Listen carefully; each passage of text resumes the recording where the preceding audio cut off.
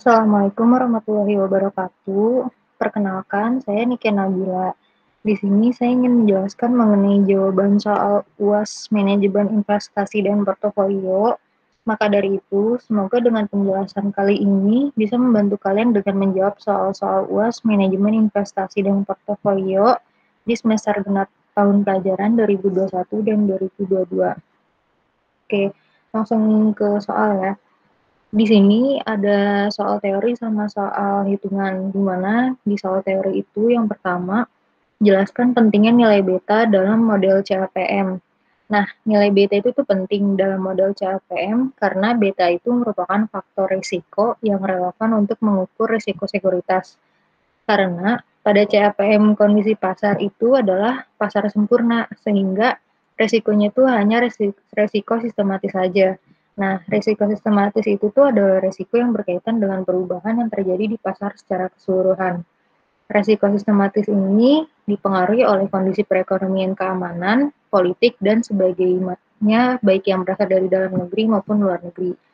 Perubahan pasar tersebut akan mempengaruhi variabilitas return suatu investasi, dan maka dari itu, faktor utama yang berpengaruh pada risiko sistematis itu adalah beta.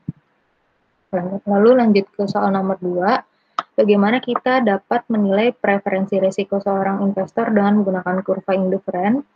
Di sini, preferensi investor itu tuh dalam menentukan suatu pilihan portofolio terhadap resiko yang terdapat di dalam kurva indifferent ditunjukkan oleh kurva utilitas investor, di mana pilihan investor itu tuh akan berada pada titik persinggungan antara kurva utilitas investor dengan garis permukaan efisien.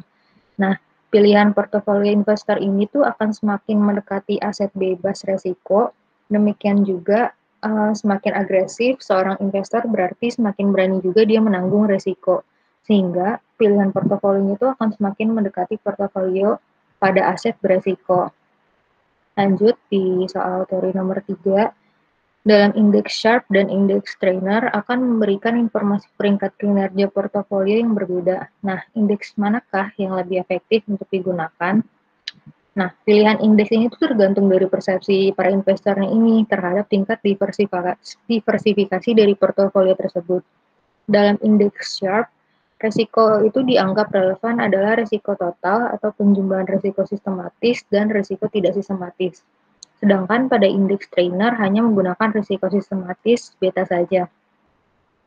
Nah, jika suatu portofolio dianggap telah terdiversifikasi dengan baik, berarti return portofolio itu tuh hampir semuanya dipengaruhi oleh return pasar. Nah, untuk portofolio tersebut tuh tentu saja lebih tepat jika kita menggunakan indeks Trainer. Jika return suatu portofolio hanya sebagian kecil saja yang dipengaruhi oleh return pasar, nah maka tentu saja lebih tepat jika digunakan indeks Sharpe sebagai alat ukur untuk mengevaluasi kinerja portofolio tersebut. Oke, habis itu kita lanjut ke nomor 4. Nomor 4 ini, mengapa dengan model market adjusted tidak perlu menggunakan periode estimasi? Karena model market adjusted atau model sesuaian pasar menganggap bahwa penduga yang terbaik untuk mengestimasi return suatu sekuritas adalah return index pasar pada saat tersebut. Dengan model ini, maka tidak perlu menggunakan periode estimasi untuk membentuk model estimasi, karena return sekuritas yang diestimasi itu sama aja dengan return indeks pasar. Contohnya nih, pada hari pengumuman suatu peristiwa atau suatu bursa gitulah, indeks pasar itu tuh sebesar 18%. Dengan menggunakan metode sesuaian pasar atau market adjust model, maka return ekspektasi semua sekuritas di hari yang sama tersebut tuh sama, yaitu sebesar 18% atau sama dengan return indeks pasarnya. Oke, selanjutnya kita akan bahas ke soal kasus. Nah, dalam soal kasus ini dijelaskan bahwa dalam kondisi pasar yang seimbang diketahui return harapan pasar ada 20% dan tingkat return bebas resiko adalah 10%. Seandainya tingkat return harapan sekuritas XYZ ada 15%, apa komentar Anda mengenai harga sekuritas XYZ jika diketahui betanya itu 1,25?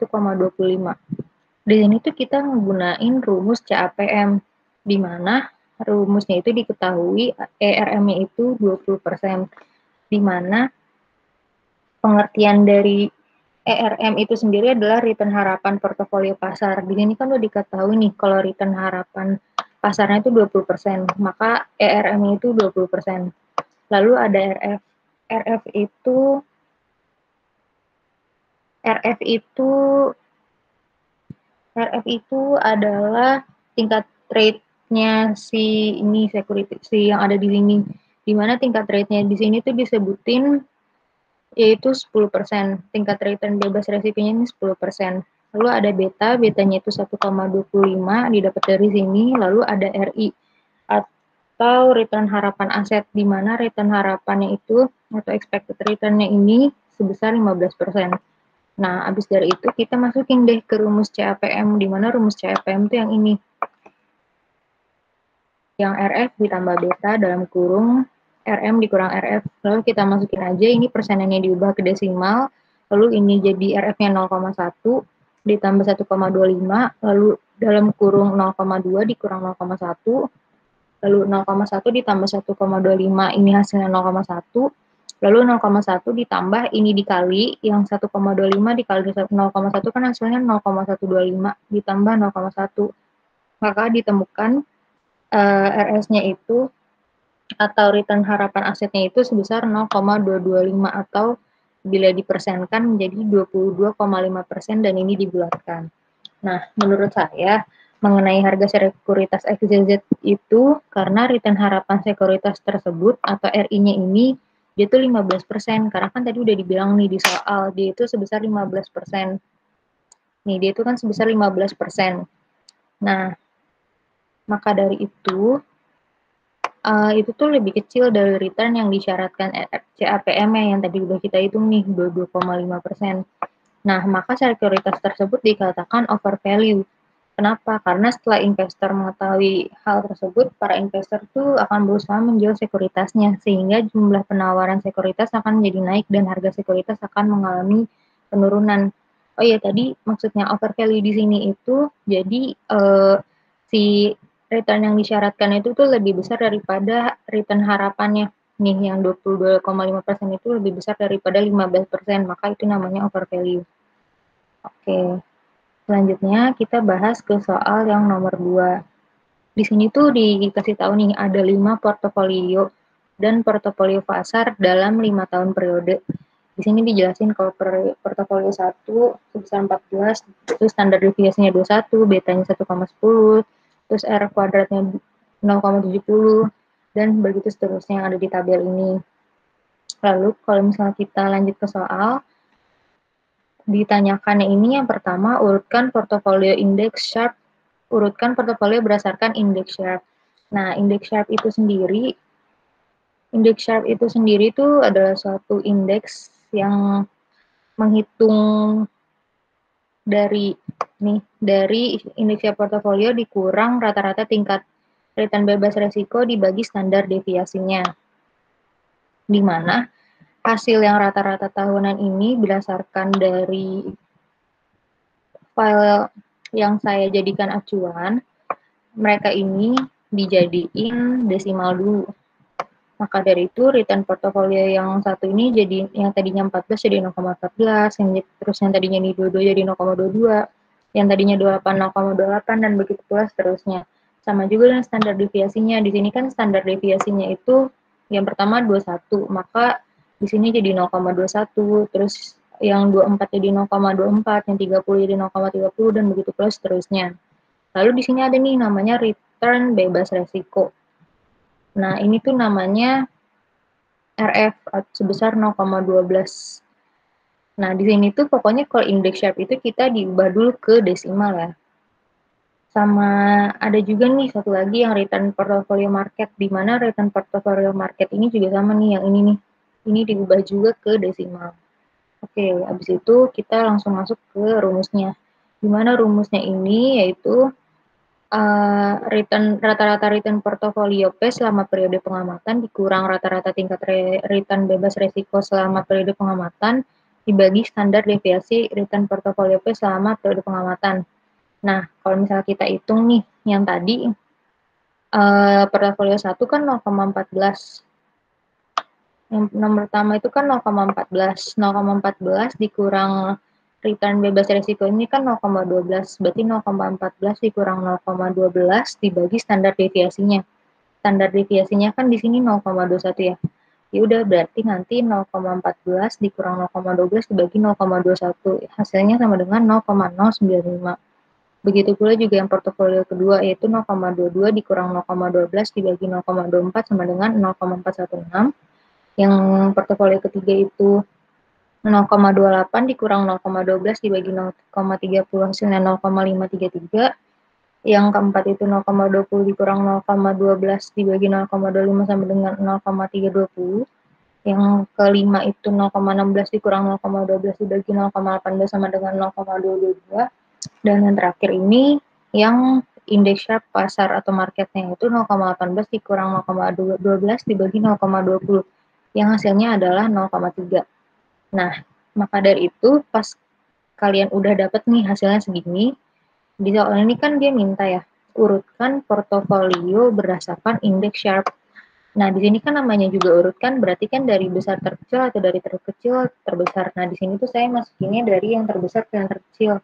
Makanya diurutin, yang paling besar itu yang portofolio 3 yang sebesar 0,533, yang kedua itu portofolio nomor 2 yang sebesar 0,416, yang ketiga portofolio 4 yang besar 0,32, lalu urutan keempat ada portofolio 5 yang besar 0,222, dan yang terakhir portofolio nomor 1 yang besarnya 0,095.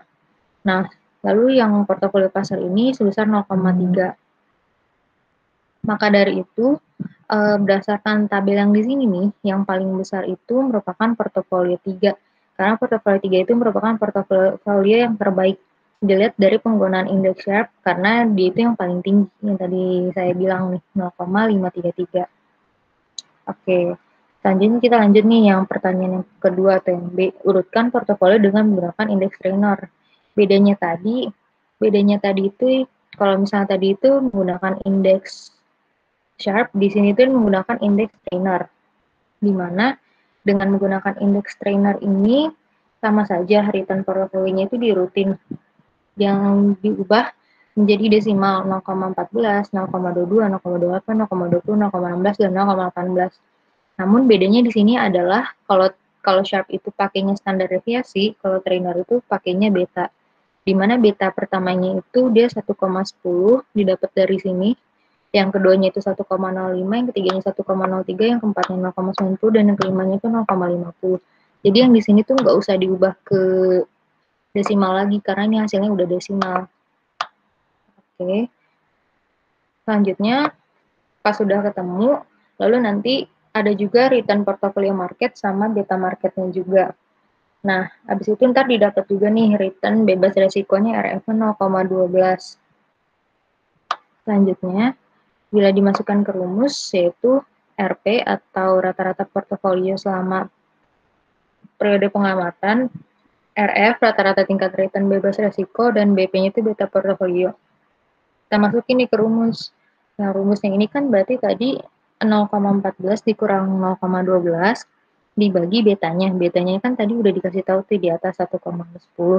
Udah berarti nanti tinggal 0,14 dikurang 0,12 dibagi 1,10 sama dengan 0,18 atau sama dengan 1,8. Di sini saya menggunakan dua jawaban. Tetapi bila kalian mempunyai file dari dosen kalian masing-masing, mungkin kalian mengetahui kalau jawaban yang di index trainer itu dia jawabannya bukan desimal, tapi jawabannya tuh yang ini loh, yang bukan desimal gitu loh. Yang jadi kalau misalnya desimal ntar dikali 100 dapatnya segini gitu. Maka dari itu makanya saya makainya dua jawaban, tapi lebih diajuin menggunakan jawaban yang ini 1,8 ini. Nah, terus ada juga yang TP kedua 0,22 dikurangkan 0,12 dibagi 1,05 sama dengan 0,095 atau sama dengan 9,5. Lalu ada juga TP 3 0,28 dikurang 0,12 dibagi 1,03 sama dengan 0,155 atau 15,5. Lalu TP 4 0,20 dikurang 0,12 dibagi 0,90 sama dengan 0,088 sama dengan 8,88. Dan yang kelima, 0,16 dikurang 0,12 dibagi 0,50 sama dengan 0,080 atau sama dengan 8.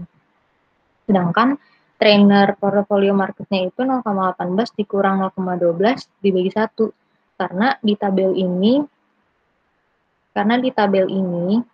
soal, betanya itu kan nggak dikasih tahu nih Nah, maka dari itu saya asumsikan kalau ini jawabannya atau atau dibagikan dengan 1. Nah, maka dari itu hasil 0,18 dikurang 0,12 dibagi 1 sama dengan 0,06 atau bila dikali 100 sama dengan 6. Nah, habis itu kita balik lagi nih ke soal. Di soal kan dia mintanya urutkan. Misalkan dia mintanya diurutkan portofolio dengan menggunakan indeks trainer, maka dari itu kita urutin dari yang paling besar ke paling kecil, yaitu portofolio yang nomor 3, yaitu 15,5, portofolio yang nomor 2, 9,5, portofolio keempat, 8,88, portofolio 58, dan portofolio 1, 1,8, sedangkan pasarnya 6. Balik lagi, di sini tuh hasilnya saya acuannya itu menggunakan file dari dosen. Karena dosen tersebut menggunakan hasilnya itu bukan desimal.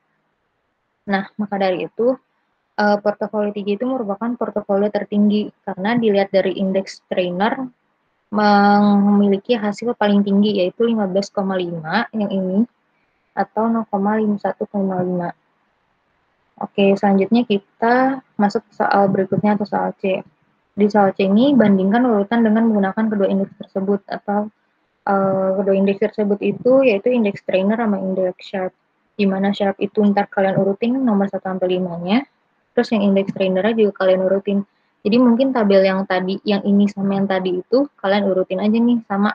Karena kan ini mintanya cuma bandingkan urutan doang ya. Udah habis itu pas sudah dibandingin, kita lanjut ke soal terakhir di mana soalnya ini adalah manakah portofolio yang mempunyai kinerja yang lebih baik dari pasar. Di sini kan dikasih taunya dari pasar ya. Nah, dari perhitungan yang udah dicari, dapat diketahui bahwa kinerja pasar yang baik dari indeks Sharpe itu adalah portofolio 2, 3, 4. Kenapa? Karena hal ini dikarenakan indeks Sharpe itu tuh pasarnya sebesar 0,3. Tadi kan kita udah ngitung nih.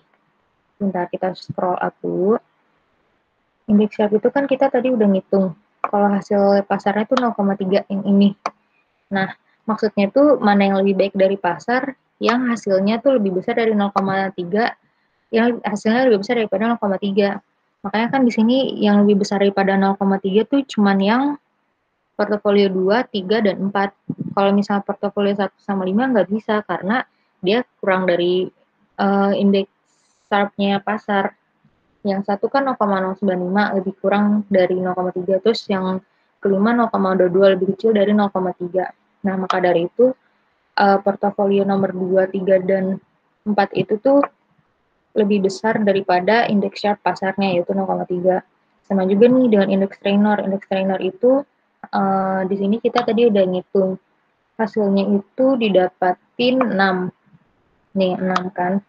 Maka dari itu indeks trainer yang lebih besar daripada 6. Di sini kan ada 4 portofolio ya. Ada portofolio 2, 3, 4, 5. Nah, kenapa satu nggak bisa? Karena satu lebih kecil daripada 6. Nah, maka dari itu, bila disimpulkan, portofolio yang baik itu adalah portofolio 2, 3, 4, 5. Karena indeks trainer pasar kan tadi udah nih, kita hitung langsung 6. Nah, nilai portofolio 2, 3, 4, 5 itu tuh lebih besar dari indeks trainer pasar. Nah, sekian penjelasan dari saya. Bila ada pertanyaan, mungkin nanti bisa di chat ke saya. Dan mohon maaf juga bila ada perkataan yang kurang berkenan atau ada yang kurang jelas. Selamat pagi, siang, sore, malam. Wassalamualaikum warahmatullahi wabarakatuh.